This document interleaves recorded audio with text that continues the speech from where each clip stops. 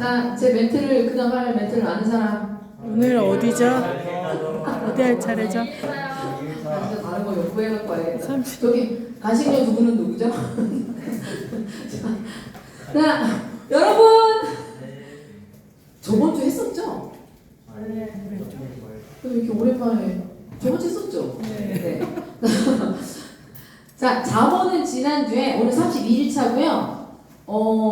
잠언이 끝난 건 아니에요. 지난주 22장 16절까지 하고 잠깐 싹 하고 아가서 중간에 들어가요. 샌드위치처럼 중간에 들어가요. 그 다음에 다시 잠언에 이어서 할 거예요. 근데 아가서도 오늘 사실은 32일차 1장부터 8장 다 해야 되는데 지금 제가 1장, 2장 정리만 한 것으로도 9장이 나와요.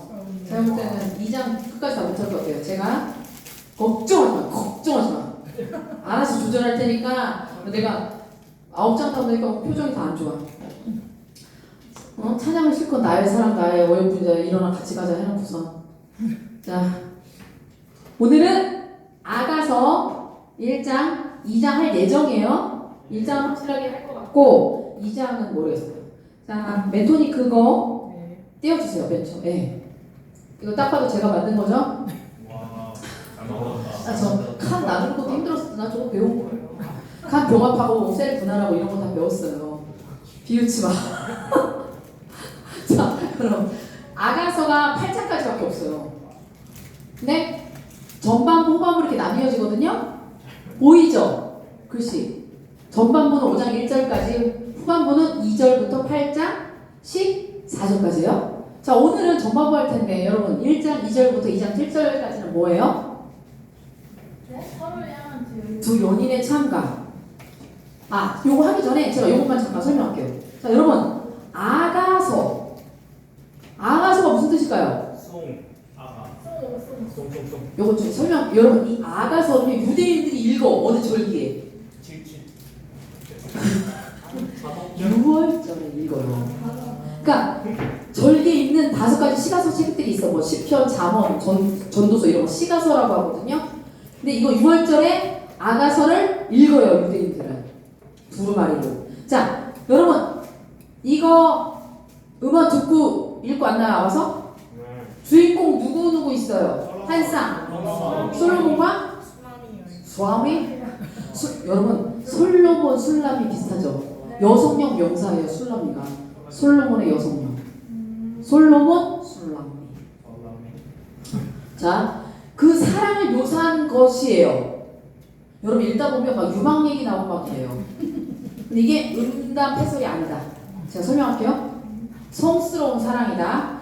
자, 그 사랑을 묘사한 것이지만 근데 이거를 통해서 그러니까 솔로몬을 하나님으로 보고 술라미를 이스라엘 백성으로 보는 거예요. 그렇게 해석할 수 있고 또 우리는 어떻게 할 거냐면 그러니까 솔로몬을 예수 그리스도로 보는 거예요. 자, 집중해요. 솔로몬을 예수 그리스도로 보고 술라미를 누구로 봐요? 신부된 우리 교회. 신부된 교회의 사랑을 나타내는 상징적인 노래라고 이해하면 돼요. 우리는 예수 그리스도와 신부로 볼 거예요. 네? 이게 자꾸 빠지겠네. 안 좋아요? 바꿀까요?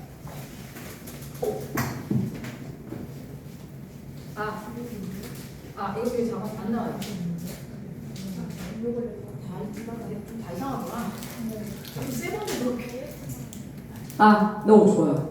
작게 얘기하겠다. 자, 여러분, 그러면 아가서죠. 이거 한자예요. 베이비 아니에요? 아가 한자. 아가 뭘까? 나의 노래. 좋아. 나도 몰랐는데 맑을 아의 노래 가요. 그럼 뭐예요? 맑은 노래인데 그 뜻은 아니고 아름다운 의역합시다. 아름다운 노래. 이게 그러니까 한국말이고 히브리어로 쉬르 하쉬림. 이게 뭐냐면 노래들 중에 노래, 최상의 노래, Song of Songs 이거예요. 이게 더 표현 좋아. 노래 중에 노래, 최상의 노래. 그렇죠? 여러분, 그러니까 솔로몬과 술람미 여인 간의 사랑의 기쁨과 여러분 다 사랑해봤잖아. 짝사랑도 해봤잖아. 원장님 사랑해봤어요? 엄마 사랑 언약이 짝사랑 교회 안 해봤어요? 오케이, 좋아. 자, 그럼 좋아. 사랑의 기쁨과 그 사랑의 성숙 과정을 여러분 이게 읽어본 사람 알겠지만 여자 남자고 오페라 형식이에요. 혼자 부르다가 그대로 부르다가 같이 부르다가 오페라 형식으로 이해하면 돼요. 오페라 알죠? 보진 않았어도 어느 형식인지 알죠? 그렇게 이해하면 되고 오페라 형식의 연애시다. 여러분 에스더서 아는 사람? 에스더서의 주인공 누구예요? 자, 여러분 에스더에 그거 알아요? 하나님이란 이름이 하나도 안 나와요. 아가서도 한 번도 안 나와요. 그렇지만 하나님의 사랑을 도처에서 다 발견할 수 있다. 네, 됐죠? 그 멘토니 그 다음 이거 말고 그 풍류적 해석이랑 뭐 그런 거. 자, 요거 보세요. 근데 이게 어려운데 제가 살짝 한 번만 하고 넘어갈게요. 자, 아가서 해석법이 이렇게 있는데 여러분 1번 풍류적 해석법 있죠? 보입니까? 유대인들이 쓴 책 뭐지? 탈무드. 탈무드는 아가서에서 나오는 신랑은 하나님이라고 봤어요. 제가 아까 설명했죠. 신부는 누구라고? 이스라엘, 하나님과 이스라엘 백성. 그러니까 신랑은 하나님, 신부는 이스라엘 백성이라고 걔네들은 봤어요. 걔네들이라고 하면 돼, 유대인들. 근데 기독교인들은 어떻게 우리는 주로 신랑을 그리스도 신랑으로 교회를 신부로 해석해요. 오늘 우리가 계속 그렇게 해석할 거예요. 근데요 여러분 이렇게 풍류적으로만 해석하기에는 조금 역사성이 굉장히 진해요. 아가서 읽으면 지명이라든지 실제 하는 거거든요. 역사성이 너무나 생생해. 그래서 전 두 가지 다 할 거예요. 문자적으로도 하고 기독론적으로 해석하고 두 개 다 할 거예요. 왜냐하면 솔로몬 왕궁에 대한 기술이 나와. 왕궁에 대해서 되게. 그 다음에 이스라엘 여러 지명이 실제로 나와요. 그리고요 식물 21종, 동물 15종이 소개돼요. 이 아가서에. 그러니까 이것이 어느 정도 실제하던 사랑 이야기라고 시사해 주는 거예요. 우리는 어떻게 본다고요? 어떤 관점? 그리스도와 교회의 거룩한 사랑의 관점으로 살펴볼 거예요. 그렇게 보면 됩니다. 자, 예표적 두 번째 예표적 해석이 있죠. 예표적 뭘까요? 근데 어쨌든 이게 역사적 사실임을 지지하는 해석이에요. 예표적 해석은. 이것이 역사적 사실이다. 이 솔로몬의 사랑 이야기가. 솔로몬과 술람미 여인의 사랑은 뭐 계속 반복된 거예요. 여호와와 그분의 백성에 대한 사랑, 그리스도와 교회에 대한 사랑을 보여주는 예표라는 거예요. 이해되죠? 예표, 예시다. 자연이론으로 넘어갈게요. 저거는 그냥 육감적인 정서를 표현한 사랑 이야기다. 이거로는 우리가 해석을 할 수가 없어요. 말도 안 되죠. 그렇게 해석하면 성경 안에 들어왔겠어요? 근데 제가 이거 조사하다 봤는데 예전에 굉장히 유명한 수녀님이 그때 옛날 이게 뺐었어요. 아가서 약간 요런 관점으로 봐가지고 너무 이상해. 내용이 막 그랬었어요. 자, 그러면 아까 전반부 후반부 다시 한번 보여주세요. 네, 감사해요. 이제 오케이. 자, 아까 서로를 향한 두 연인의 참가였죠. 1장 2절부터 2장 7절까지는. 근데 이게 또 두 부분으로 나뉘어요. 어떻게 나뉘어요? 11절까지는 두 연인의 뜨거운 연정. 뭔지 알죠? 뜨거운 연정. 왜 저길 쳐다보고 저럴 줄 알았어. 뜨거운 연정과 그리움을 토로하는 거예요. 중간에 또 헤어졌다 만났단 말이에요. 누가 잘 알아? 누가 헤어져 봤어? 결이 헤어져 봤나 봐. 자, 그 다음에 두 번째 1장 12절부터 2장 7절까지는 뭐예요? 다시 만났어. 기쁘지? 헤어졌다 만났으니까. 그 막기간 두 연인이 나오고 삼중 교창이 나온다. 막 노래 계속한다. 그 다음에 솔로몬에게 매료된 술람미 여인의 또 연정 고백. 네, 이걸 좀 정리하신 분이 연세가 있는 분이에요. 우리 연정이라는 말 잘 안 쓰죠? 저거 약간 옛날 말이에요. 근데 오늘 2장까지 할 테지만 또 제외한 연인들은 또 연자 참 좋아한다. 연모의 노래. 네, 자 오늘은 2장까지 할 거면 이렇게 할게요. 스토리 보세요. 그 다음에 뭐 두 연인의 결혼식 3장부터 5장 초반까지는. 그 다음에 자 결혼하면 뭐 좋기만 하겠어요? 사랑은 갈등이 있어요. 갈등을 극복하지 못하면 헤어져야지. 그렇죠? 갈등과 극복의 이야기가 나와요. 그 다음에 8장 뭐예요? 이제 성숙해서 그 극복한 거야. 성숙한 사람입니까?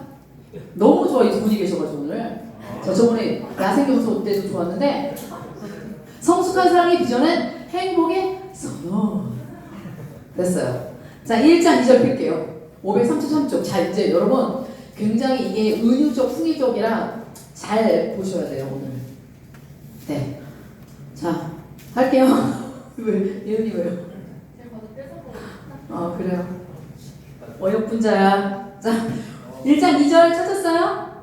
자, 저 이제는 여기부터 순서대로 읽을 거예요. 안 시켜요. 자, 저 보세요. 요렇게 돌아갑니다. 이제 아시겠죠? 졸면 내 순서 옆에서 알려주지 마요. 무슨 말씀이신지 정확히 제 발음 좋아요. 자, 그러니까 옆에 사람 알려주면 안 돼. 그럼 좋은 것으로 간주합니다. 자, 1장 2절 읽을게요.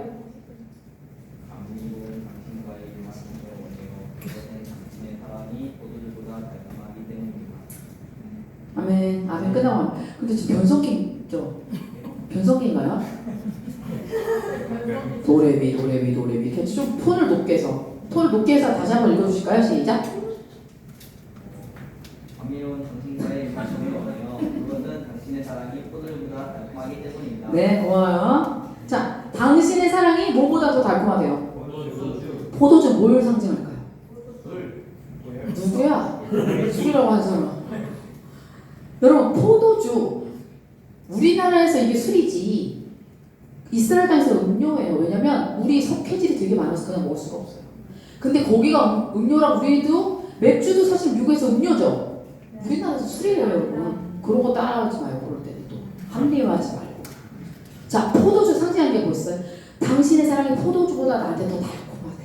그럼 뭘 상징할까요? 세상이 주는 즐거움. 세상이 주는 즐거움, 기쁨. 당신의 사랑이 세상이 주는 그 즐거움과 나는 비할 바가 안 돼. 다 연애해봐서 알잖아요. 근데 다 안 보이잖아. 그 사람은 딱 보이잖아. 그죠? 히브리 문화에서 여러분 포도주 되게 중요해. 예수님이 말씀하시니 변하여. 그렇죠. 이게 어디야? 가나안 혼인잔치 예수님 첫 이적 베푸신 곳이죠. 이 포도주는 흥겨운 연애에서 빠지면 안 돼요. 그래서 가나안 혼인잔치에서 물을 포도주로 만든 사건은 포도주가 얼마나 중요한지 우리에게 알려주는 거예요. 하나의 사례예요. 자, 그러면 이런 점에서 술남미, 이거 지금 술남미 여인이 고백한 거야. 여인 술남미. 그러면 술남미 여인이 그 솔로몬과 더불어 나눈 사랑이 어떤 기쁨과도 견줄 수 없다. 되게 소중하다. 두 분 그러시죠? 그래요. 재용. 네. 떠밀렸어 지금. 자, 지금 때리니까 대답해. 자, 이거를 그러니까 제가 아까 예수 그리스도와 교회로 해석한다 그랬죠? 기독론적으로 해석하면 뭐예요? 성도가 누리는 참된 기쁨은 어떤 기쁨이에요? 세상의 안락이나 즐거움에 있는 것이 아니에요. 근데 여러분 기쁨 다 빼앗겼잖아. 네? 예배드림이 기쁨됩니다. 그래요? 대답 손도 못 하잖아요. 게임하는 게 더 재밌잖아. 게임하니까 준성이 막 눈이 크게 뜨고. 그러니까 성도가 누리는 참된 기쁨은 세상의 안락이나 즐거움에 있는 것이 아니라 뭐예요? 오직 누구? 우리의 신랑 누구예요? 주 예수 그리스도가 주시는 사랑을 통해서만 우리가 진정한 기쁨과 즐거움을 얻을 수 있다는 거예요, 여러분. 깨닫는 여러분 되길 바랍니다. 자, 1장 3절 읽을게요.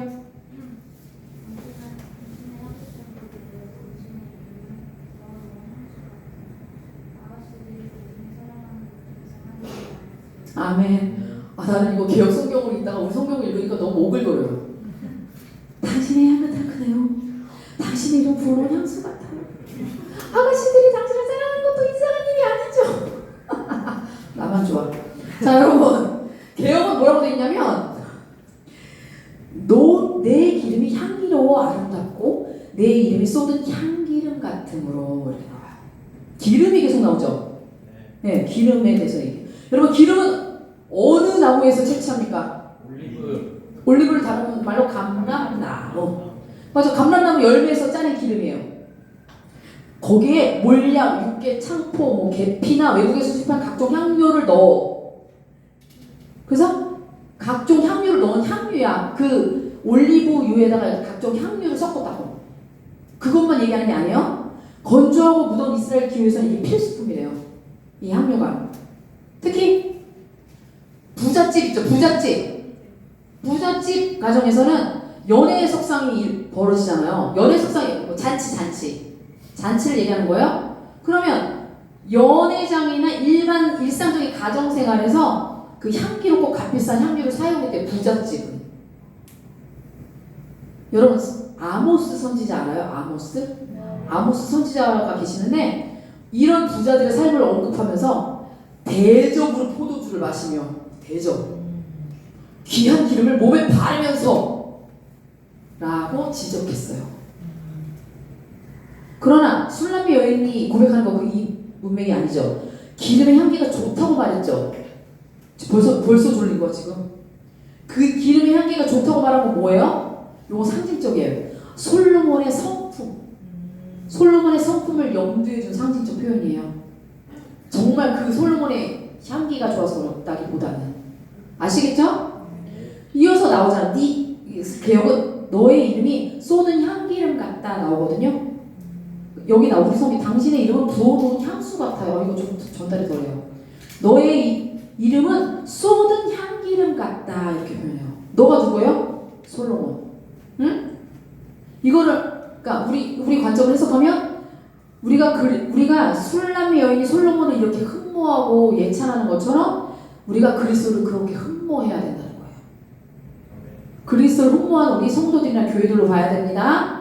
자, 1장 4절 읽어주실게요. 나를 빨리 데려가주세요. 나를 당신의 침실로 데려가주세요. 오 왕이시여, 우리는 당신을 즐거워하고 기뻐합니다. 우리는 포도주보다 달콤한 당신의 향을 노래합니다. 아멘. 옥구시하네요? 아가씨들이 당신을 사랑합니다. 당연하지요. 아멘. 자, 여러분 여기서 나를 당신의 침실로 데려가 주세요 라는 부분 있죠. 나를 당신의 침실로 데려가 주세요라는 부분이 있어요. 여러분 침실은 뭘 상징해요? 요거 좀 약간 시적으로 보자. 에? 은밀한 장소잖아요, 여러분. 이거 좀 지금 솔로몬과 술람미 여인의 사랑 얘기 안에 나온 침실이에요, 여러분. 여러분이 지금 배불러서 낮잠 자는 그런 곳이 아니라, 예? 아시겠어요? 시적으로 좀 표현합시다. 침실은 왕의 허락 없이는 여러분 예전에 절대로 들어갈 수 없었어요. 그래서 에스더서에서 에스더가 어떻게 했어요? 허락을 안 했는데 왕 앞에 그 죽음을 불사하고 나간 거예요. 에스더가 죽으면 죽으리라. 거기서 나온 거예요. 허락 없이 들어가면 죽어요. 그래서 따라서 왕이 한 여인을 너 근데 내 침실로 그러니까 술람미가 얘기한 거죠. 왕이 얘기해야 돼. 나를 데려가 주세요 라고 얘기한 거예요. 그러면 어쨌든 그런 특별한 사랑을 이야기하는데 잠깐만요. 어쨌든 그 침실에서 어쨌든 사랑이 이루어지잖아요. 은밀한 사랑이. 여러분 그러면 이걸 건너뛸게요. 여러분 주님 역시도 어떻게 해요? 성도와 우리와 친밀한 뭘 원하세요? 사랑을 원하세요. 그쵸? 관계를 원하시죠. 친밀한 관계를 원하시죠. 그렇기 때문에 친밀한 교제 속으로 우리를 늘 초청하세요. 근데 우리가 들어도 못 들은 척하죠. 때로 못 듣는 사람도 있고 주님은 계속 말씀하시거든요. 침실은 그걸 의미하는 거예요, 여러분. 우리를 초청하시는 거예요. 그래서 그 사랑의 초대가 바로 본문에 뭘 말하는 거예요? 침실로의 초대예요. 그걸 의미하는 바입니다. 그리고 우리는 당신을 즐거워 기뻐합니다 나오죠. 우리가 뭐예요? 이거 누가 말하고 있는 건데 지금? 여자가 누구예요? 여자가 이름 있어요. 술람미 여인. 근데 갑자기 우리라는 표현을 썼죠. 그럼 뭘까요? 술람미 여인이 자신을 강조하기 위해서 강조의 복수형을 쓴 거예요. 강조의 복수형. 그렇게 이해하면 돼요? 강조하는 거예요. 진짜 우리가 있는 게 아니라. 1장 5절 읽어주십시오. 예루살렘 딸들이 어디 가서 기다리시 막처럼 있지만 서로 그의 찬물을 아멘. 여러분 계달의 장막 들어봤어요? 계달. 여기 지금 계달의 장막이랑 솔로몬의 휘장과 대조적이야. 솔로몬의 휘장은 여러분 우리 그 성소 휘장 되게 아름답죠. 장막도 덮는 장막도 여러 가지 배웠잖아요 그때. 자, 여러분 근데 지금 5절이었죠. 여러분 계달의 장막이 여기 검지만 나오죠. 시커멓습니다. 근데 여러분 그러면 술람미가 흑인이냐? 아니에요. 왜 없어? 아니 선천적인 피부색이 아니야. 그 뒤에 읽어보면 나와. 햇살 아래서 되게 힘들게 일한 거예요. 햇볕을 너무 많이 받은 거야. 그 피부가 검게 그을린 거죠. 그런 표현이야. 그럼 계달이 뭐냐? 계달의 장막. 계달. 우리 했었어. 창세기 때. 눈을 외면한다 좀. 계달에 해당하는 케다르는요 아라비아 광야에 사는 족속. 아라비아. 거기 사는 족속인데 창세기 25장 13절에 의하면 이스마엘 누구야? 이스마엘 누구의 형이야? 다윗의 형이야? 이세. 아버지랑 족보가 완전 막장 족보. 이삭의 형이잖아. 이삭의 형. 이걸 강아지 족보라고 하나? 자, 이스마엘의 후손이에요. 게달은 이스마엘의 후손이고 활을 잘 쐈대. 활을 잘 쏘고 많은 양무리들을 가졌대. 부자였나봐. 이들은요 북아라비아가 주요 활동 무대였어요. 케달은 민족이 그 유목생활을 한 거죠. 그럼 유목생활하면 어떻게 장막을 폈다가 옮길 때도 접었다가 이러는 거예요. 자 그러면 일정한 주거지역이 없는 거잖아. 장막생활한 거. 그러면 이 장막이 검은색이에요. 검정색이고 암갈색의 염소 가죽으로 만들었대요.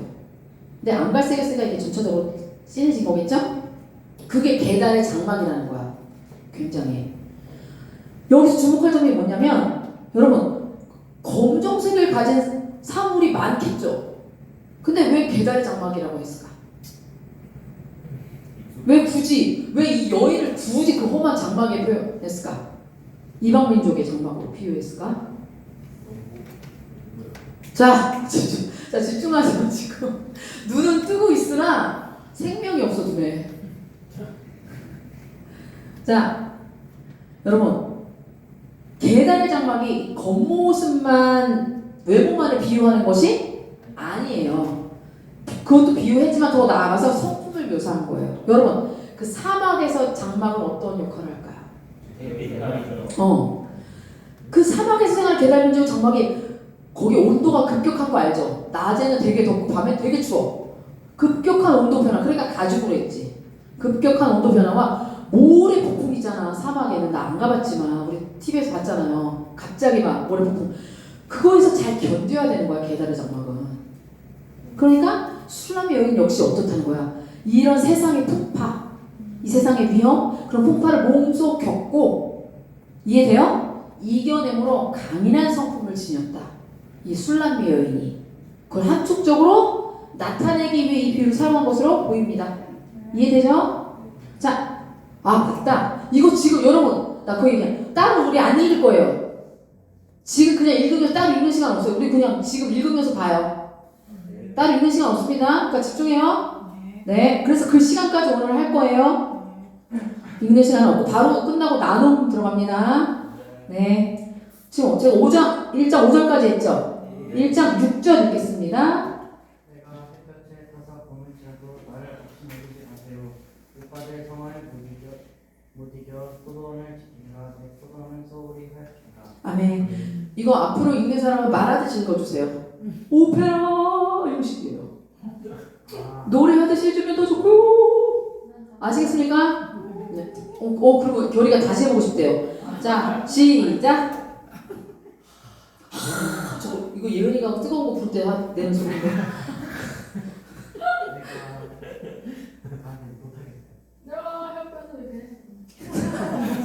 자, 넘어갈게요. 다음 언약이부터 준비해놔요. 근데 그거 준비하려고 내 얘기 안 들으면 안 돼. 오페라 하려고 내 집중해요. 준성이 시험 공부 화이팅. 네.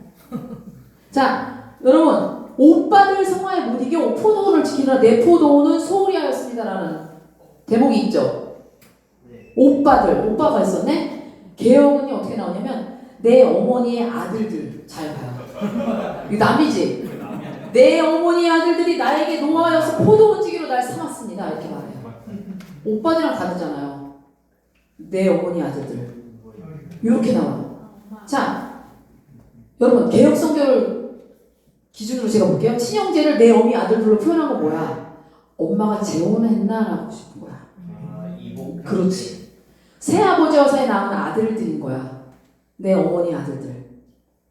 그 가리킬 가능성이 크다. 그래야 왜냐면 뒤에가 이해가 되는 거예요. 오빠들이라는 표현보다. 물론 오빠도 오빠긴 하지만 내 어머니 아들들. 원칙적으로 근데 여러분 와, 이 술람명이 대단한 포도원이 있대. 여러분 이때 당시 여자한테 포도원 줬어요? 안 줬어요. 그럼 뭐야?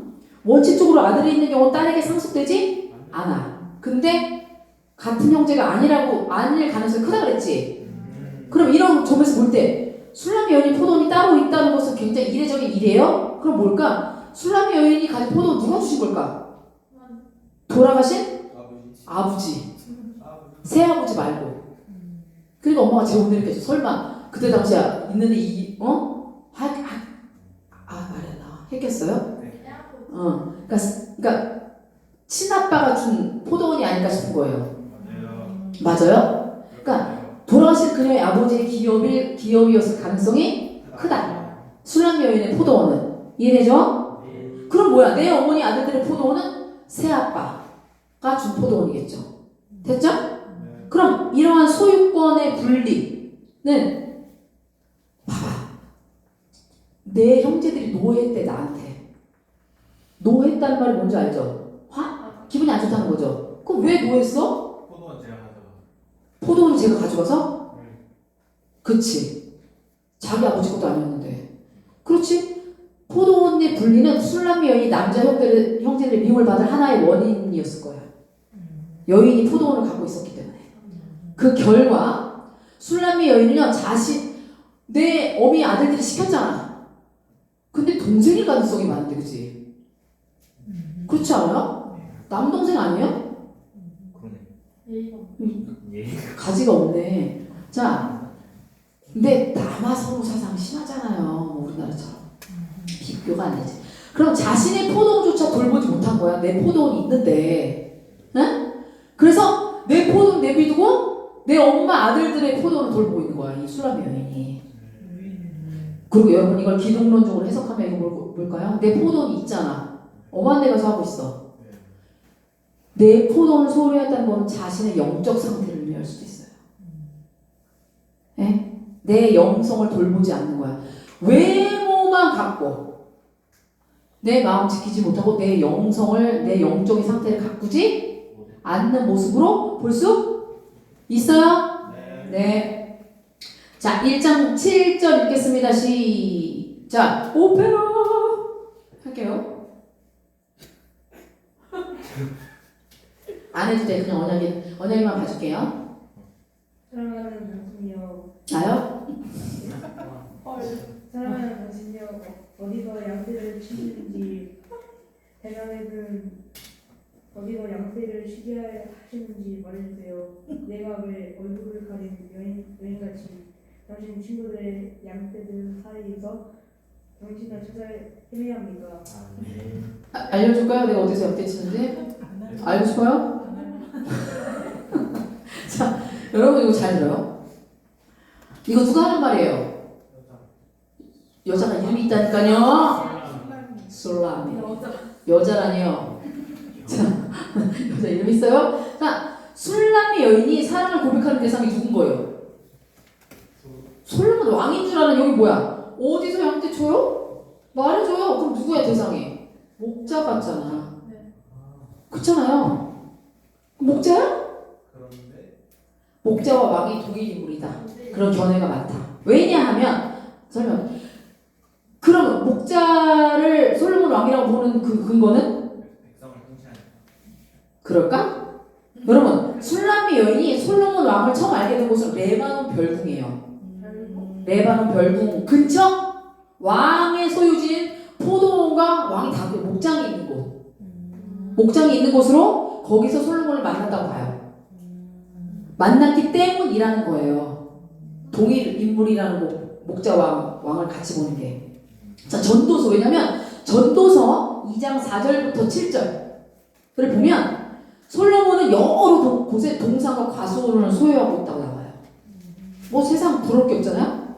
그리고 많은 소떼와 양떼를 가지고 있었어요. 그러니까. 그리고 열왕기상 4장 32절 33절을 보면 솔로몬은 3천 자문을 줬어. 3천 자문을 줬고 1,005편의 노래를 지었어. 뿐만 아니라 초목과 짐승과 새 물고기에 이르기까지 아주 박학한 지식을 가지고 있어요. 깊은 지식을 가지고 있어요. 그래서 솔로몬은 자연을 사랑할 뿐만 아니라 그걸 연구하는 자였겠죠.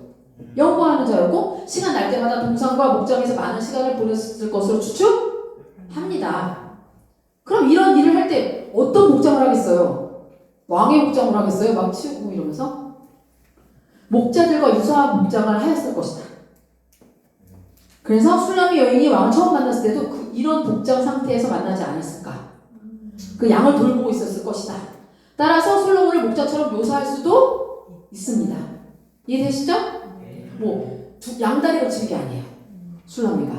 아시겠죠? 자, 두 번째. 뭐 어떤 표현이나 왜 얼굴을 가린 여인같이 내가 왜 당신 친구들 사이에서 물어봐야 되냐 이거죠? 그 표현 아니에요? 그럼 여러분 얼굴을 가린 여인. 자, 얼굴을 어떤 사람이 가려요? 나 여러 번 얘기했는데 유다 시아버지와 그치? 다말 며느리. 그때 어떻게 했어? 시아버지. 내가 지난 시간에 얘기했잖아요. 유혹하려고. 계대 결혼을 지키지 않으니까 어린 동생을 주지 않으니까 자기한테 가렸다 그랬잖아. 그러고 나서 시아버지를 유혹했다 그랬잖아. 창녀인 것처럼. 창녀의 목장이에요. 얼굴을 가린 거는. 그러면 내가 창녀처럼 당신을 찾아 헤매야 합니까? 그거죠. 그 얘기인 거예요. 창녀들이 그러니까 자신의 정체를 숨기고 남자를 유혹하기 위해 베일로 가린 거예요. 이게 일반적인 관습이었어. 네? 그럼 이것들이 내가 왜 네 동무들 양떼에 서서 내가 왜 창녀 취급을 받아야 해? 이거예요. 어? 그런 뜻이에요. 그럼 네 동물은 누굴까? 솔로몬이 직접 양떼를 치우진 않았겠죠. 치진 않았겠죠. 솔로몬 휘하에 있는 목자들을 가리키는 걸로 볼 수 있어요. 그럼 봐. 내가 왜? 라는 표현을 썼죠. 그럼 뭐야? 내가 창녀로 오해를 받는 위험을 무릅쓰고라도 사랑하는 목자를 내가 찾아 나서겠다는 거예요. 반환법인가 그러면? 그죠? 내가 왜 너 그렇게까지 해야 되니? 이게 아니라는 거야. 내가 그럼에도 불구하고 내가 사랑하는 사람 찾아 나서겠다는 거예요. 이거 이상하게 적용하면 안 돼요, 예열씨? 그래요? 어디까지 했어? 그러니까 근데 이게 자신의 소질을 밝히지 않았잖아. 어디로 간지 모르잖아. 약간의 애절한 원망이 포함된 거예요. 주여. 자, 넘어갈게요. 1장 9절. 자, 근데 좀 저만 더운 거죠? 다음부터 저 선풍기 가볼게요. 손선풍기. 네, 8절 뭐예요? 한번 읽어볼까요? 다 같이 8절 읽어봐요. 시작. 양떼가 걷는 길들을 따라가세요. 그리고 목동들의 천막들 곁에서 그네의 어린 염소를 노하게 하세요. 그 다음 9절 읽습니다. 그들은 파라오가 그는 병거에 준마바소. 알았어. 자, 아멘. 이거 누가 하는 말이에요? 내 사랑. 그대는 파라오가 끄는 병거에 준마갔어. 이거 누가 얘기하는 말이에요? 그렇지. 솔로몬이 술라미한테 하는 거예요. 파라오가 누구예요? 파라오? 이집트 왕. 바로. 그치, 이집트 왕. 맞아. 자, 여러분, 애굽의 말은 최고였어. 그래서 파라오가 끄는 병거라고 얘기하는 거예요. 병거에 준마. 최상급이었어. 근데 최상급 중에서도 바로가 끄는 준마라는 거예요. 바로의 병거지. 바로가 진짜 왕이 진짜 끌진 않죠. 바로의 병거를 끄는 준마. 최상급 중에서도 최상급이라는 거지. 그 표현이에요. 말들 중에서 가장 뛰어난 말이라는 거야. 그러면 이거 누가 누구한테 하는 말이라고? 솔로몬이 술람이가 그렇다는 거야. 와, 최고의 표현이야. 난 이런 표현 받고 싶다. 자, 이제는 야생연설 이제 그만하시고요. 재영 선생님 뭐라고요? 파라오가 끄는 병거에 준마 갔어. 이런 표현 한 주 동안 사용해 주십시오. 준마 누가 시작을 했어? 자, 여러분. 솔로몬은 아내 몇 명이었다고? 10명 300명 아내 300명, 후궁 700명, 맞아. 도와 1000명. 더 많았을 것 같아요. 자, 이런 솔로몬이었지만 진정으로 사랑하고 귀히 여기는 여인은 누구였다는 거야? 술람 여인이었다는 거야. 그 여러분 여기 준말하고 나왔지만 원어는 암말이에요. 암말. 나의 암말. 여자 말. 네, 넘어갈게요. 자, 1장 10절 이은이 오페라로. 부담스러워. 다음 머리채에 살짝 가려진 그대의 두 볼과 보석을 뒤운 그대의 목이 아름답소. 알았어. 다음에 자 여러분 이거는 잘못된 번역. 다운 머리채 나오죠. 다운 머리채. 다운 머리채 머리 따는 거 그건가? 네. 다운 머리채라고 하잖아. 이게 틀린 번역이라는 거야. 원어로 보면.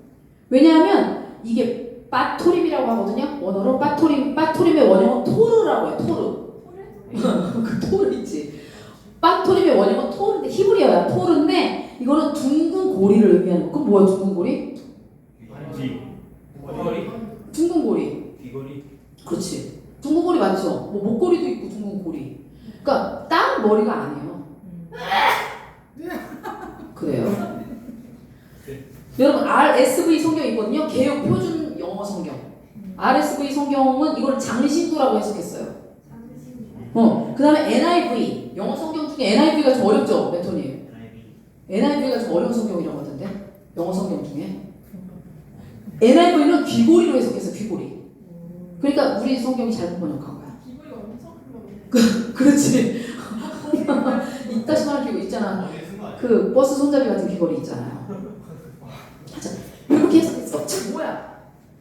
목걸이와 함께 목걸이 했고 목걸이와 함께 술람의 여인의 뺨을 장식한 장식. 그러니까 귀걸이지 않을까? 그렇게 생각하는 거예요. 그렇게 해석해요. 왜냐하면 이 단어가 11절에도 11절에 나온 거의 사슬로 번역되어 있거든요. 그러니까 이 견해가 타당한 거예요. 그러니까 이게 뭐야? 술람의 여인이 이런 장신구들로 아름답게 치장했다. 그걸 나타낼 수도 있고 그녀가 장신구들로 실제 장신구들로 치장하지 않았지만 장신구들로 장식한 것처럼 미모가 너무 눈부시다. 그거예요. 그렇게 감탄하는 표현. 이거요. 진짜 다운 머리는 아니다. 아시겠죠? 자, 그래요. 앞으로 저희 남성분들 누가 생긴 그대는 뭐라고? 어떻게 표현하라고? 바로 병거에 준마 갔소. 야생염소라고 하면 살짝 기분 나쁠 것 같아요. 잘 모르는 사람은. 그죠? 이건 기분 나쁘다. 최고의 표현인데. 자, 1장 12절 영희씨 오페라로. 왕이 자기 침상에 누울 때 나의 향유가 향내를 풍기네. 질문한 뭐예요? 풍기네? 질문한 뭐예요? 풍길까 말까 이건가요? 자, 여러분 개혁은 뭐라고 했냐면 이것도 애매해. 우리는 자기 침상에 누울 때라고 돼 있죠. 개혁은 왕이 침상에 앉았을 때에 나도 기름이 향기를 품어냈구나라고 표현이 돼 있어요.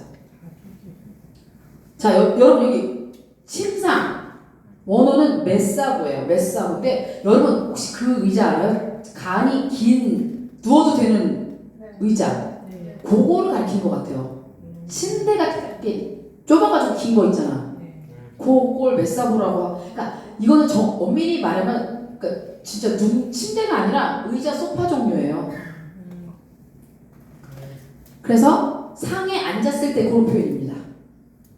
그 술람 여인이 왕이 베푼 식탁 자리에 앉아서 솔로몬과 함께 식사를 했던 때를 말하는 거예요.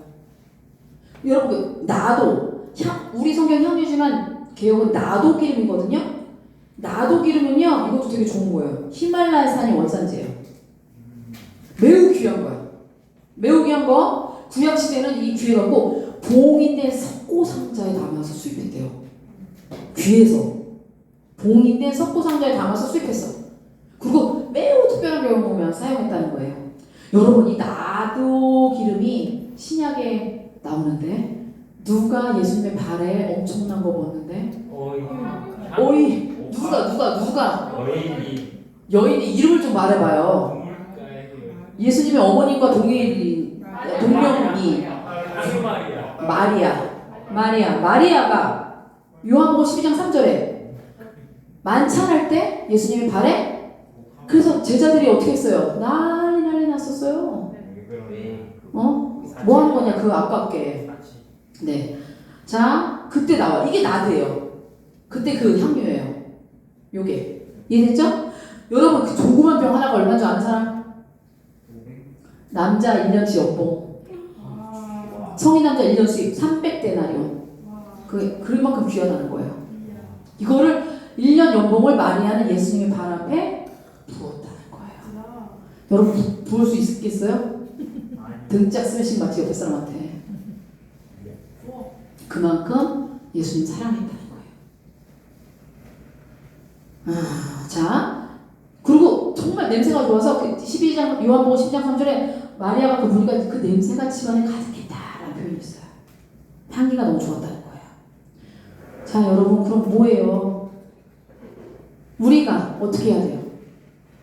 그러니까 마리아처럼 그리스도를 사모하는 성도의 사랑이 지극히 고귀하고 향기롭다는 걸 나타내는 거예요.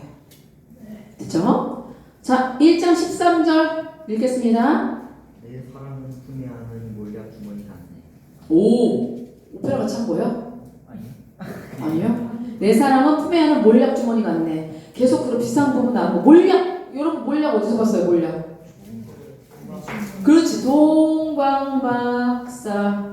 맞아요.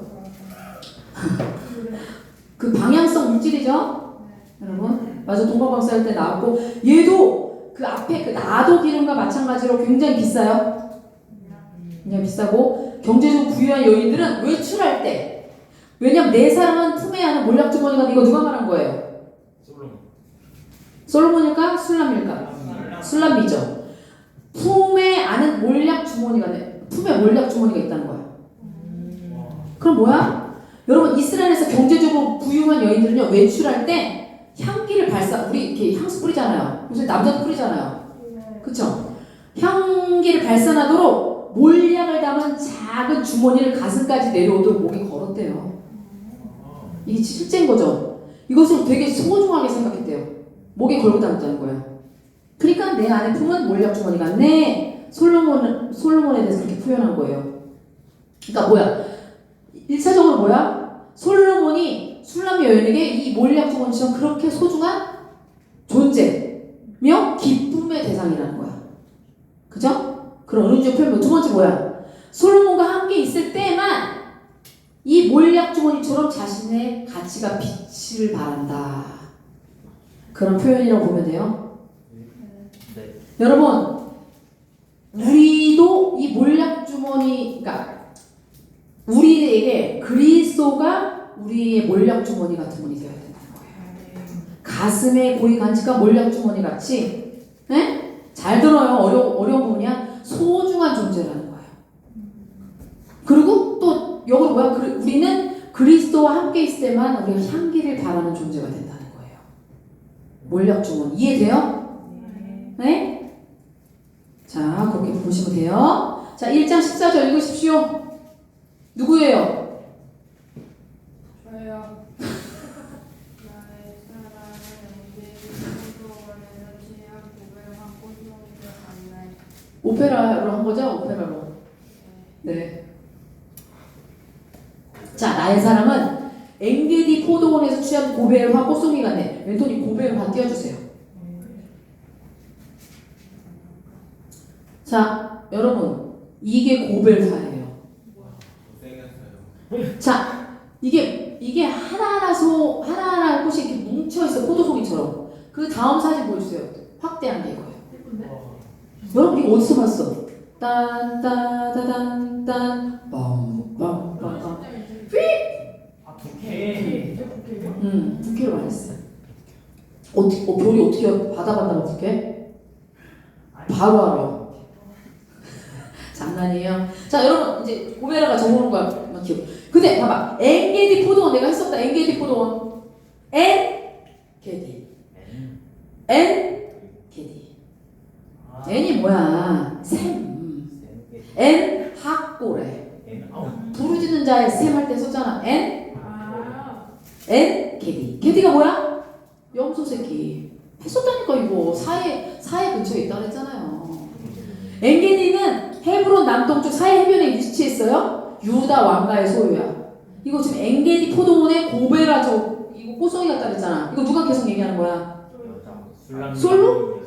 술람미예요? 이름 비싸게 했다는 거야 지금. 술람미가 얘기하는 거야. 술람미가 솔로몬한테 당신은 저 엔게디 포도원에 저 고베라 꼬송이 같습니다. 근데 아까 누가 안 이쁘다 그랬지?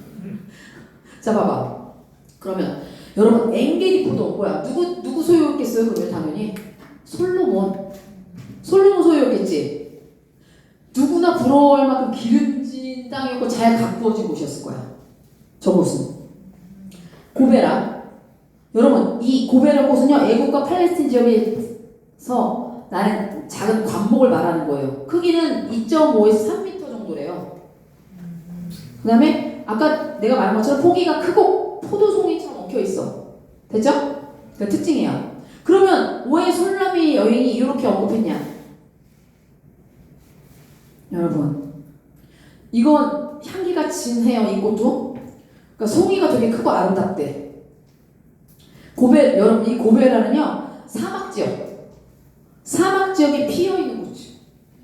그러니까 사해 근처에 있다 했잖아. 사막 지역에 피어 있는 꽃이어서 사막에 어떻게 저런 꽃이 피어나겠어요? 그렇죠? 그 가치가 되게 높게 평가되는 꽃이래. 그러면 여러분 이 고베라 꽃, 그러니까 술람미가 솔로몬한테 고백하는 거잖아요. 그럼 우리가 해석해 볼까요? 예수 그리스도와 신부의 관점으로 어떻게 볼 수 있어요? 예수님이 우리에게 어떤 존재가 되어야 된다는 거야? 귀한 거. 그렇죠. 근데 그냥 고베라가 아니라 엔게디 기름진 땅, 엔게디 포도원의 고베라. 같은 뭐라고요? 또 고베라 같은 분이라는 거예요. 네. 자, 1장 15절 읽을까요?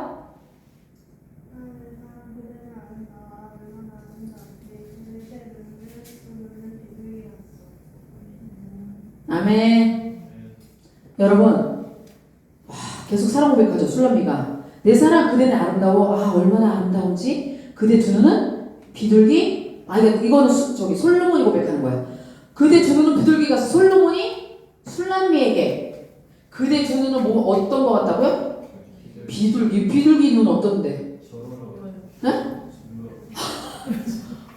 뭐 그러면은 솔로몬이 술람미한테 너의 눈은 징그럽다 이렇게 고백하는 건가요? 응? 자 여러분 마태복음 10장 16절에 예수님이 제자를 파송하면서 뱀같이 지혜롭고 비둘기같이 그렇죠. 거기에 언급하고 있죠. 여러분 예수 그리스도는 비둘기의 성품이 온순하고 순결한 새로 언급되고 있어요. 술람미 여인의 눈이 비둘기 같다는 표현은 뭐야? 술람미 여인의 눈이 맑고 순결하다는 그런 의미라고 봐야 돼요. 이해돼요? 근데 여러분 히브리 문화에서 눈은 뭘까? 마음의 창. 히브리 문화에서 눈은 마음의 창.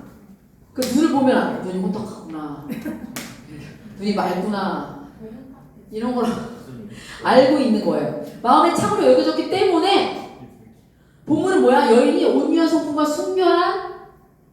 순결한 성품을 소유하고 있다는 걸 나타내는 거예요. 그리고 여러분 그거 알아요? 비둘기는 정면만 바라본대요. 곁눈질하지 않나 봐. 정면만 바라봐요. 그럼 뭐야? 예수 그리스도께서 마음이 비둘기처럼 온유하고 순결한 성도들을 지극히 사랑하신다. 그 표현입니다. 여러분 비둘기는 짝이 죽잖아요. 평생 그냥 혼자 살다 죽는데요. 다른 짝을 찾아 나서지 않아요. 응. 아시겠어요? 왜? 추워? 좀만 참아요. 청소해야 되나? 자, 1장 16절. 누구예요? 졸았나? 네. 읽을게요. 크게. 변성기. 아멘. 아, 나의 당신 멋져. 여자요? 여잔가요? 당신 멋져. 아유, 못하겠다. 오, 당신은 정말 멋져. 우리의 침대는 푸른 풀밭이라는. 자, 개역 성경 뭐라고 나오냐면 나의 사랑하는 자야, 너는 어렵고 화창하다. 우리의 침상은 푸르고라고 표현되어 있어요. 이게 뭐냐면 외적 아름다움, 우리의 침상에 대해서 표현하고 있죠. 외적 아름다움보다 내적 아름다움을 나타내는 말로 봐야 돼요. 그러니까 이거는 솔로몬의 성품을 묘사하고 있는 것으로 본대요. 쾌활하고 즐겁고 뭐 당신이 계속 멋져 이랬죠. 그럼 쾌활하고 즐겁고 온화한 솔로몬의 성품을 묘사하는 것을 보면 됩니다. 자, 근데 여기 푸르다는 표현이 있죠, 여러분. 찾았어요? 푸른 풀밭이라네.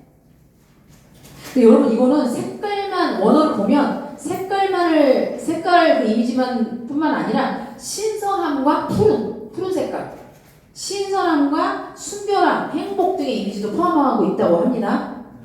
네. 그래서 어쨌든 그 연인에 대한 그런 마음을 숨김없이 표현하고 있는 거예요. 자, 1장 17절 보람이부터 다시 들어갈게요. 우리 집 들보는 괜찮은데 우리 집 색깔에는 진하고 나죠.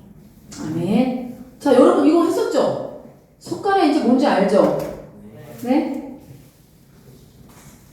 이건 뭐냐? 그냥 자신의 궁궐이 좋은 목재로 지어졌다고 말하고 있는 거예요. 그러니까 침상, 아까 그 앞절에는 침상에 대해서 나왔잖아. 침상뿐만 아니라 우리가 너와 내가 머물게 될 집 역시 경탄할 만큼 아름다울 것이라고 노래하고 있는 거예요. 자, 2장 넘어갈게요. 나는 샤브냈고 골짜기에 백합화. 아멘. 진짜요? 한번 봐주세요. 샤론했고 골짜기 백합화래요. 네. 자, 여러분 샤론 나왔다. 나는 샤론의 꽃. 여러분 개혁은 수선화로 나와요. 수선화. 수선화. 여러분 이스라엘에서 샤론이라고 불리는 곳은 두 군데가 있대요. 두 군데. 첫 번째 어디냐면 요빠 어디 있었어? 블레셋. 그 이쪽에 해변가에 있었잖아. 블레셋에 있지 않고 그 위에. 요빠 바로 지중해 해변가에 있었잖아요. 요빠에서 갈멜산에 이르기까지 펼쳐진 정원이야. 그 샤론은 첫 번째로. 그러고 두 번째는 요단강 동편. 요단강 알죠? 가운데 동편의 방목지라고 봐요. 근데 대부분 학자들은 요빠, 거기서 펼쳐진, 요빠에서 갈멜산에 펼쳐진 평원을 본다고 해요. 자, 여러분, 한글 개역 성경은 수선화로 되어 있다 그랬죠? 수선화. 우리는 샤론의 꽃 이렇게 돼 있고. 근데 이사야 35장 1절에서요. 이사야 35장 1절에서는 백합화로 번역했어요. 백합화. 그러니까 뭐 샤론의 꽃, 수선화, 백합화. 같은 단어를 가지고 그렇게 한 거예요. 근데 어떤 꽃인지 잘 모른다 그거예요. 근데 여러분 샤론 평원에서 장미가 되게 많잖아요. 뭐 장미를 모르는 사람도 있고 뭐 이건 중요한 건 아니니까. 분명한 것은 뭐예요? 이 샤론의 수선화는 팔레스틴 어느 골짜기에서도 발견될 정도로 흔하다는 거야. 흔한 꽃 중에 하나라는 거야. 근데 이거 누가 말한 거야? 나는 샤론의 꽃이에요. 누가 말한 거예요? 술라미가 말한 거야. 그럼 나는 무지 흔해요. 이런 뜻이지. 나는 흔한 여자예요. 그런 뜻이잖아. 그럼 뭘까? 여러분, 술라미 여인은 고상하고 아까 고멜라에 비교했죠. 솔로몬을 엔게디 포도원에 고베라 꽃송이 같다 표현해서 자기는 아주 길바닥에 널린 꽃 중에 꽃이에요. 이거잖아. 어떻게 하는 거야? 아름다운 솔로몬에 비해 자신은 야생 들꽃처럼 수수하고 아주 평범해요. 사람들 눈에 띄지 않는다. 그런 난 존재예요. 그게 표현 말하고 있는 거예요. 여러분, 예수님께서 뭐라고 해요? 들에 핀 백합화를 보라 라고 말씀하셨어요. 그런 구절이 나오죠. 그러니까 뭐야? 이를 볼 때 이스라엘 지역에서 백합화는 흔한 꽃이라는 거야. 흔하다. 아시겠죠? 그러니까 자신의 존재가 보잘 것이 없다. 그런 표현한 거예요. 술라미가. 자, 2장 2절. 아가씨들 중에 네 사람은 가시나무들 중에 한 송이 백합화. 네. 여러분 이제 무슨 나무가 나와요? 아니. 가시나무가 나와요. 여러분 가시나무는 백합화와 다른 종류죠? 근데 이게 일반 야생에서 같이 자라요? 안 자라지. 자기들끼리 자라는 거 아니야? 섞여서 자라진 않지 않나요? 그럼에도 이거 솔로몬은 두 식물을 의도적으로 함께 언급하고 있는 거예요. 왜 언급할까? 백합의 아름다움을 더 돋보이게 하기 위해서. 더 드러내기 위해서. 여러분, 솔로몬이 얼마나 외모를 아름답게 치장한 후궁과 아내들이 많았겠어요. 근데 술라미는 개다리 장막 갖다 놨잖아. 외모상으로는 어때? 비교가 안 되잖아. 후궁과 아내들하고. 그쵸? 그럼 뭘 볼 수 있어? 백합화는 은유적으로 보면 후궁이나 아내를 볼 수 있고. 그쵸?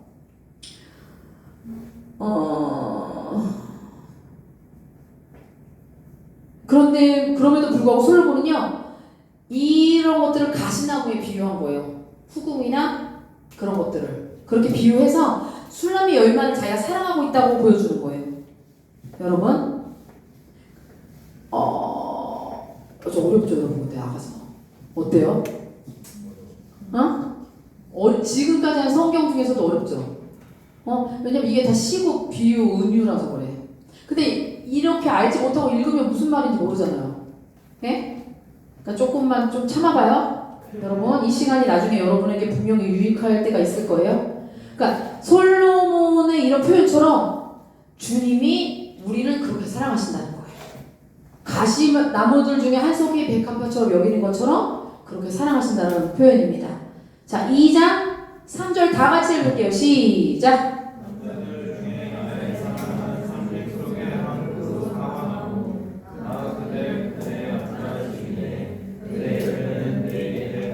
아멘. 그 다음 4절 읽을게요. 누구죠? 그가 나를 연회장으로 데리고 가니 내 위에 홀로그는 기뻐하고 따뜻하다. 아멘. 그가 나를 연회장이 잔치집이라고 했죠. 이거 누가 하는 말이에요? 그죠. 술람미가 하는 말이에요. 술람미가 하는 말. 그가 나를 잔치집으로 데리고 가네. 내 위에 펄럭이는 깃발 같은 그대의 사랑. 내 위에. 자, 여러분, 잔치집. 이게 뭐냐면 원어로 해석하면 포도주집이에요. 그러니까 베트가 히브리어로 집이라는 뜻이거든요. 네? 베틀레헴 빵집이라고 했잖아. 베틀레헴 빵집이에요. 자, 그래서 이 포도주를 의미한 포도주의 집을 의미하는 거예요. 포도주 아까 그랬어. 잔치집에서 빠져서는 안 되는 중요한 거랬잖아. 포도주는. 그쵸? 그러니까 포도주가 많이 있는 집은 잔치집이라는 거예요. 되고 있나요? 근데 술람 여인이 솔로몬의 사랑이 마치 뭐와 같다고 표현하고 있어요. 내 위에 펄럭이는 깃발이라고 표현하고 있어요. 여러분, 이거는 뭐냐면 이스라엘에서 잔치가 열리는 집 있죠. 거기서는 사람의 성이 뭐야? 무슨 시예요? 정씨. 그럼 성을 쓴 깃발을 내거는 풍속이 있었대. 잔치집에서 내 성을 쓴 깃발을 내거는 풍속이 있었다. 그리고 깃발은 뭘 의미해요? 고대 근동에서는 깃발 뭐하고 연관돼 있어? 승리하노 그 내가 주권이 미치는 영역을 표시하는 거예요. 자, 이건 넘어갈게. 그 정도로. 그러니까 깃발은요 소유 주권 보호 등의 상징적 의미도 있어요. 소유 주권 보호. 그러면 내 위에 풀려기는 깃발 같은 그대 사랑 이렇게 표현한 거예요. 우리 성도가 주님의 깃발 아래에 있을 때 늘 보호해 주신다. 이해돼요? 그런 의미가 있어요. 자, 2장 5절 읽을게요. 사람 때문에 병든 건포도로 기운을 북돋워 주세요. 사과로 새겨주세요. 나 원혁이가 읽으니까 이렇게 재밌네. 사랑 때문에 병든 이 몸. 병 들어봤어요? 원혁씨? 사랑 때문에 아파봤어요? 아직 아니야? 사랑 때문에 병든 이 몸. 건포도로 기운을 북돋아주세요. 사과로 새 힘을 주세요라는 부분이 있죠, 여러분. 지금 저 뒤에 두 분 뭐 하시는 거예요? 자, 여러분 여기 건포도로 표현되어 있죠? 이거는 그냥 우리가 말하는 그 건포도가 아니라 건포도 떡이나 단 과자를 말하는 거예요. 우리가 그 먹는 건포도 말고 건포도 떡이나 단 과자를 말하는데 여러분 건포도가 들어간 떡이겠죠? 건포도 떡이니까 배고픔을 해결해주고 당분이 있어요. 기력 회복하는 데 도움을 주죠. 여러분 또 사과는 또 뭐가 많아? 수분 맞아. 비타민 수분이 많아. 네, 그래서 갈증도 해소해주고. 그래서 이런 것들을 내가 먹어서 계속 사랑을 할 수 있게 자신을 도와주세요 라고 요청하는 것입니다. 자, 2장 6절 다 같이 읽을게요. 2장 6절 시작. 왼팔에 나를 눕혀 오른팔로 나를 안아주네. 자, 아멘. 자, 2장 7절. 예루살렘 아가씨들이여 내가 노루와 두사슴으로 당신들에게 부탁합니다. 아멘. 제발 내 사랑을 깨우지 마세요. 아멘. 제발 내 사랑을 깨우지 마세요. 아멘. 깨우지 마세요. 깨우지 마세요. 자, 여러분 여기 동물 나오죠? 네. 노루와 사이좋게 지내요. 노루와 들사슴이 나와요. 여러분 근데 이 표현은요 뒤에도 두 군데나 더 나와요. 아가서에 거듭거듭 나와요. 원문을 보면 여러분 노루와 들사슴 앞에 전치사가 나와요. 전치사 인. 그건 뭐야? 그치? 그 히브리어는 전치사 인을 배라고 얘기해요. 배.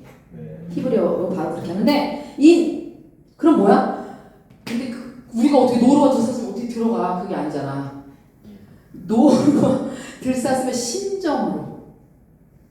그런 뜻이에요. 노루와 들사슴의 심정으로. 전치사는 그런 뜻이에요. 여러분 노루와 들사슴은 어떤 동물이에요? 어때? 으아 이런 동물이야? 아니 맨날 쫓겨다니는 동물이야? 육식 동물에 쫓겨다니는 동물이잖아. 쉽게 놀라고 겁이 많은 동물이에요. 그럼 잘 생각해. 예루살렘 아가씨도 내가 노루와 들사슴으로 당신들에게 부탁합니다. 뭘까요? 노루와 들사슴 같은 떨리는 심정으로 내가 부탁한다. 그거예요. 예루살렘 아가씨들이요. 여기서 말하는 예루살렘 아가씨들은 조금 술람미하고 조금 대조적인.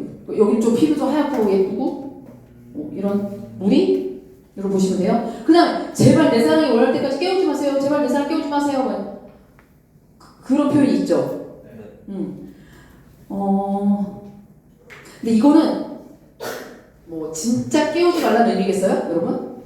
자는데 깨우지 말라는 거겠어요? 그냥 건들지 말라는 거겠어요? 자, 잘 해석해봐요. 그 솔로몬과 술람미 여인 간의 사랑의 연합이 완전히 성숙되기 전까지 건들지 말라는 거죠. 잠자는데 깨워서 뭐 한 대 얻어갖고 이게 아니잖아요. 예? 문자적으로 보면 안 됩니다. 그러니까 사랑의 연합이 완전히 성숙되기 전까지 깨우지 말라고. 그냥 두세요. 그러는 거예요. 아시겠습니까? 이 표현이 계속 제발 깨우지 마세요. 또 나와요. 3장 5절에도 나오고 8장 4절에도 반복돼서 계속 나와요. 그러니까 연인과의 사랑을 방해받지 않으려는 그 술람미 여인의 강력한 심정이에요. 그럼 이걸 어떻게 해요? 우리 그리스도와 우리와의 관계로 해석해볼까요? 어떻게 볼 수 있어요? 그리스도와 우리와의 관계. 우리도 친밀한 교제 가운데 들어가야 되잖아. 네? 방해받지 않고 유지해 나가면 계속 우리가 강구하고 기도하는 거예요. 그럼 우리 소망과 강구를 보면 됩니다. 자, 2장 9절. 것과도 같고 어린 수사님과도 같네. 여기 우리 벽 뒤에 서서 창문을 통해 들여다보시네. 창살들을 통해 엿보시네. 근데 왜 이렇게 한탄스럽지? 자, 이 나의 이는 노루와도 같고 어린 숫사슴과도 같다. 또 나왔죠? 네. 여러분 노루 뭐예요? 노루? 벌벌 떠. 여러분 노루는요 그 자태가 우아하대요. 실제로 본 적이 없고 사랑의 맹세 구절에 자주 인용되는 동물이래요. 사랑의 맹세할 때 노루. 근데 이 동물 엄청 빨리 달리고 그 수컷이 암컷에게 다가서는 모습이 굉장히 정겹게 다가선대요. 어떻게 다가서지? 정겹게? 이렇게? 이렇게? 정겹게 다가선대요. 이런 특징을 염두에 두고 표현한 거야. 그 솔로몬의 모습을 술람미가 표현한 거야. 이해되죠? 그래서 술람미 사랑하는 여인을 향한 솔로몬의 발걸음이 얼마나 가볍고 흥겹고 얼마나 좋은지 실감나게 표현해 준 거라고 합니다. 자, 그 다음 또 그런 표현이 있어요. 우리 벽 뒤에 서서 창문을 통해 들여다보는데 누가 들여다보는 거예요? 그치? 지금 막 반은 쫓아오고 반은 못 쫓아오고 있어. 솔로몬이 창문을 통해 들여다보고 솔로몬 맞죠? 네. 들여다보고 있는 거예요. 근데 실제로 솔로몬이 들여다보는 걸 수도 있고, 상징적으로 뭐예요? 자, 상징적으로 생각해봐. 네. 실제로 이렇게 들여다보는 걸 수도 있고, 뭔가 가로막고 있는 거잖아. 그러니까 들여다보고 있는 거잖아. 뭘까요? 솔로몬과 술라민이 함께 있는 것을 누군가 싫어하는 거야. 진짜 네. 진짜 지금 암투국이에요 무슨 궁중? 자, 술람이 함께 있는 것을 맡고 있는 현실적 상황을 나타내는 것일 수도 있죠. 벽과 창살은 여러분 그럼 이거는 우리가 좀 기독론적으로 한번 해석해볼까요? 벽 나오고 창살 나오죠. 예수님의 여러분은 다 어떤 존재예요? 이 땅에 그냥 태어났어요? 사명이 있는 존재야. 여러분 한 사람 한 사람은요. 그쵸? 그러면 뭐야? 벽과 창살은 뭘 의미할까? 예수님의 부르심에 따라 사명의 삶으로 우리가 나가야 되는데 꺼려하는 누구? 외부일까? 나지 나. 내 자아. 내 자아와 나의 연약함. 응? 그거를 상징합니다 여러분. 자 2장 10절 읽을게요. 나의 2장 10절이요. 맞아요? 나의 의인이 내게 말씀하시네. 내 사랑이여 일어나시오. 내 어여쁜 자여 일으키시오. 이거 누가에게 하는 말입니까? 솔로몬이 살람이. 네, 맞아요? 솔로몬이 살람이에요? 네. 솔로몬이 살람이에요? 살람이. 어여쁜. 술람미가 솔로몬에게 하는 말 아니에요? 어여쁜. 네. 어여쁘다죠. 꼭 남자가 여자가 남자. 일어나시오. 네 어여쁜. 솔로몬이 하는 말이 아니야 이건 솔로몬인 거예요. 왜냐면 나의 애인이 내게 말씀하신다 했잖아요.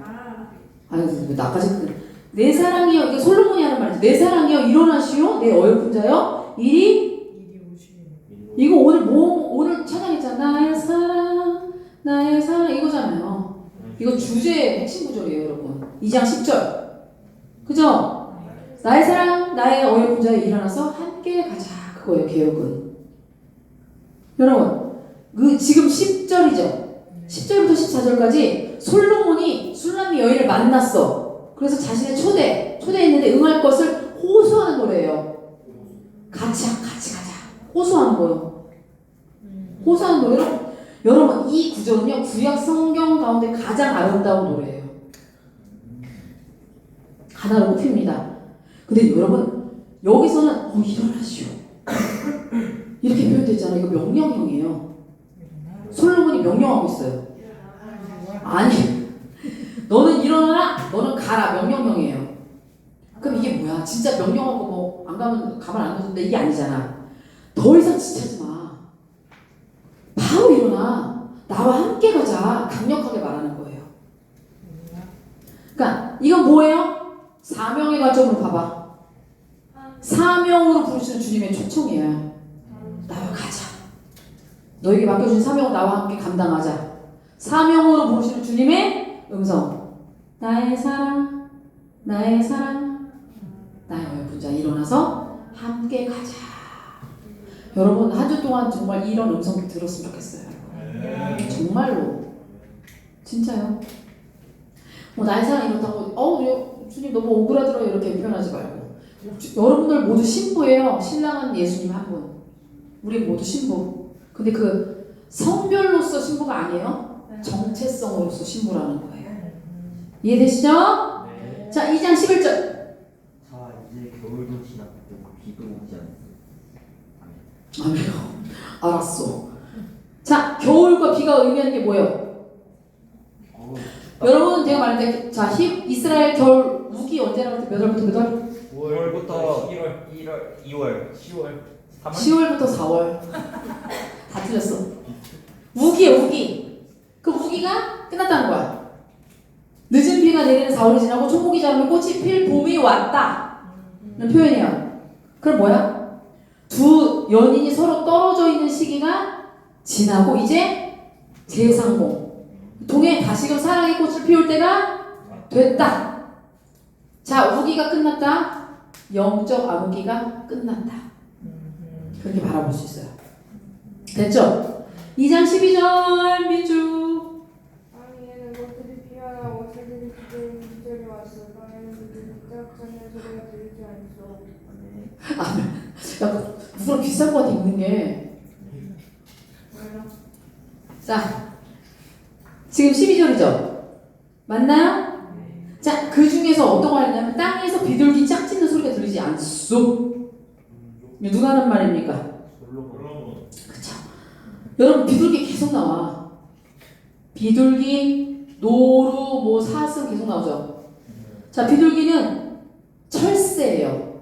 여기서는 철새인데 야생 비둘기 말하는 겁니다. 응? 야생 비둘기가 뭐냐면 이거 봄이 왔다 알려주는 거예요. 비둘기 짝짓는 소리가 들리지 않소? 이거는 봄이 왔음을 알려주는 거예요. 우리한테. 넘어갈게요. 자, 2장 13절 다 같이 읽을게요. 조금만 참아요. 2장 13절 시작.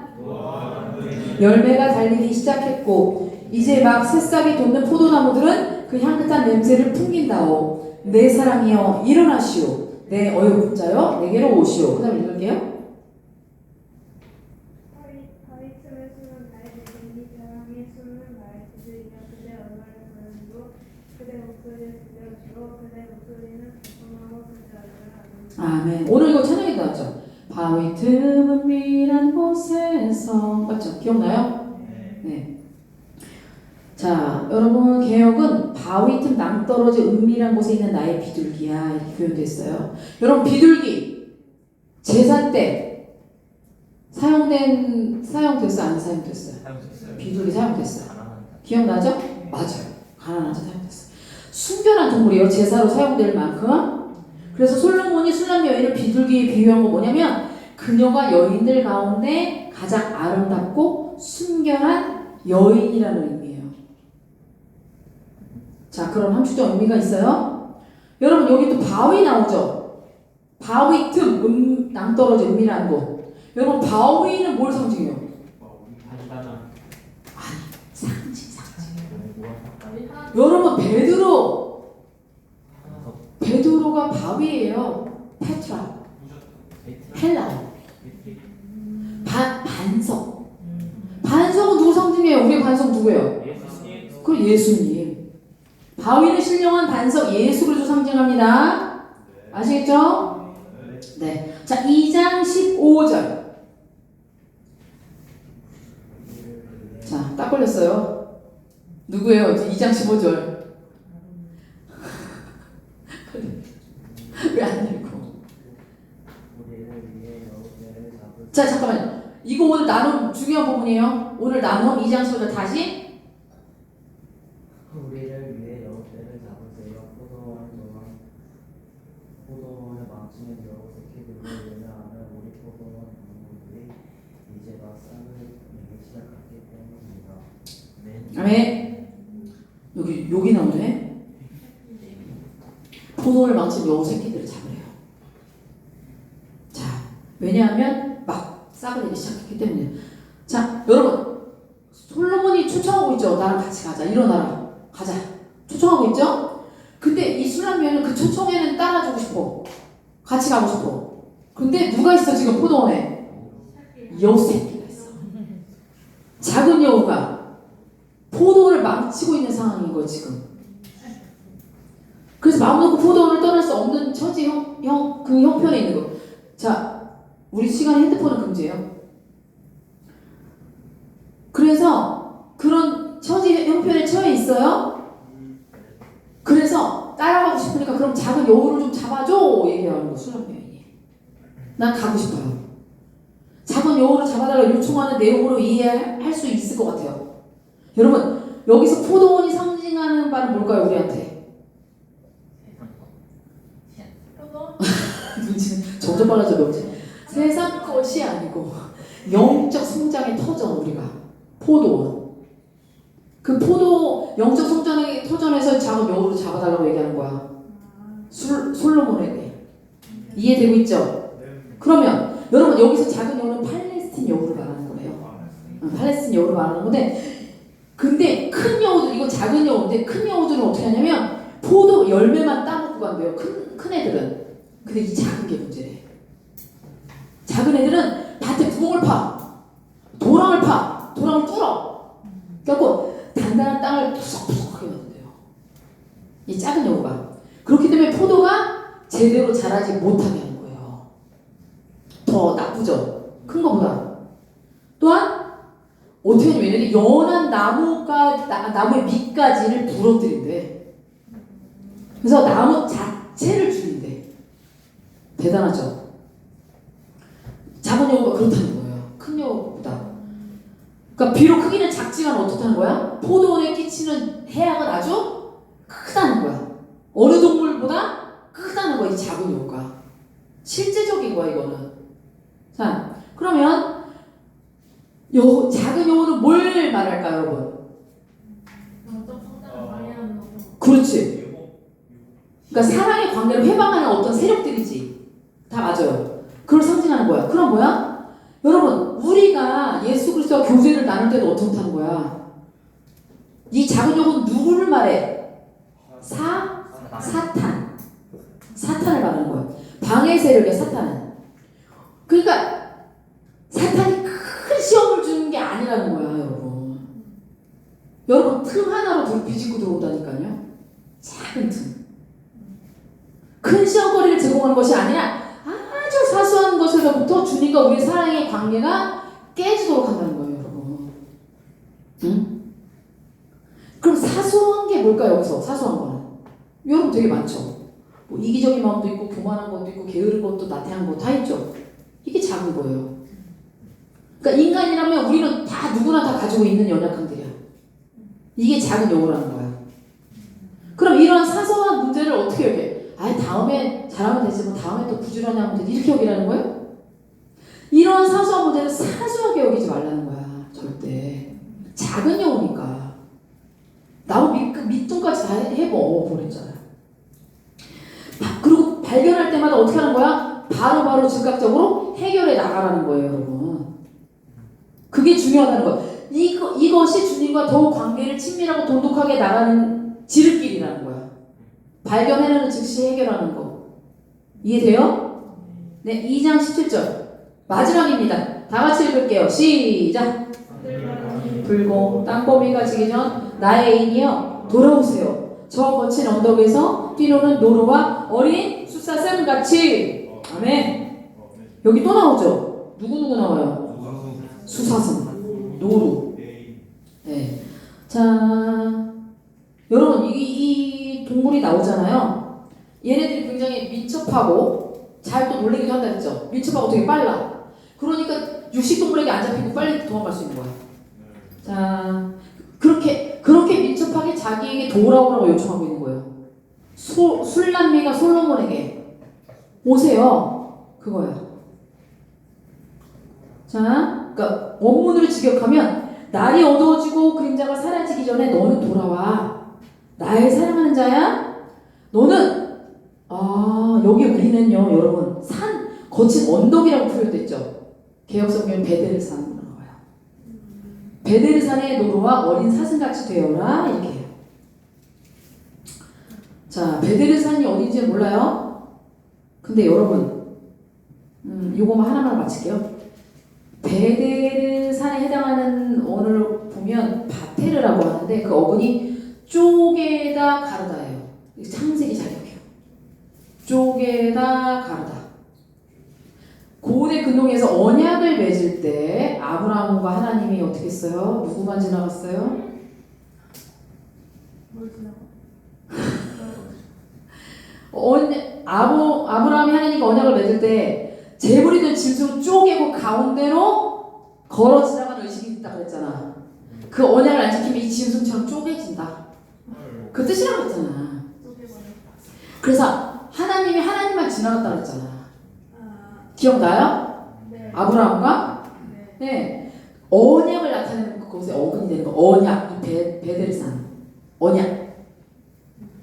그래서 그거를 좀 알아두고. 근데 우리 성경은 거친 언덕이라고 되어 있죠, 여러분. 여러분 예루살렘 성경이 있다는 것도 이번에 알았네. JB 성경. 예루살렘 성경이 있대. 이게 가톨릭 성경이죠. 1966년에 영어권에서 처음으로 출판된 성경이야. 예루살렘 성경. 그래서 이거를 언약산으로 썼어.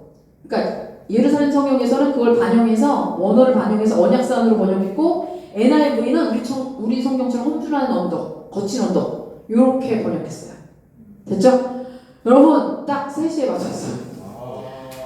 여러분 너무 고생했어요. 쉽지 않은 분이네. 자, 네. 수고하셨습니다. 저희 바로 나눌